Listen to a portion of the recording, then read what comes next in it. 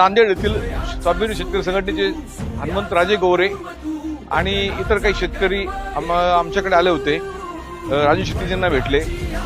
हळदीच्या दरामध्ये वायदेबाजाचा वापर करत दर पाडण्याचं एक मोठं षडयंत्र सुरू होतं आणि याविषयी माननीय श्री राजू शेट्टीजी यांनी वसमतमध्ये एक मेळावा घेतला. आम्ही बऱ्याच ठिकाणी ईमेल टाकले, तक्रारी केल्या, NCDX, सेबी बऱ्याच ठिकाणी, आणि याचा परिणाम आता दिसायला लागला आहे. 12,000 रुपये प्रति क्विंटलची हळदी आज 17,000-17,000 रुपयेपर्यंत प्रति क्विंटलपर्यंत पोहोचली आहे आणि चांगल्या प्रतीच्या हळदीला 20,000 रुपयाचा दर मिळायला लागला आहे.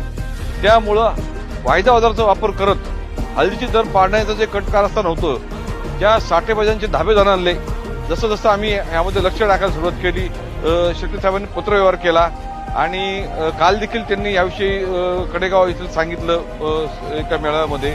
तर शेतकरी मित्रांनो, आपल्याला एक विनंती आहे की आपण हळदीच्या दरामध्ये आणखीन वाढ होईल. जी दरामध्ये जी घसरण झाली होती ती केवळ कृत्रिम होती, साठेबाजांमुळे होती. त्यामुळे आपल्या उत्पन्नाला नक्कीच चांगला भाव मिळेल आणि या आमच्या तुम्हाला शुभेच्छा. धन्यवाद.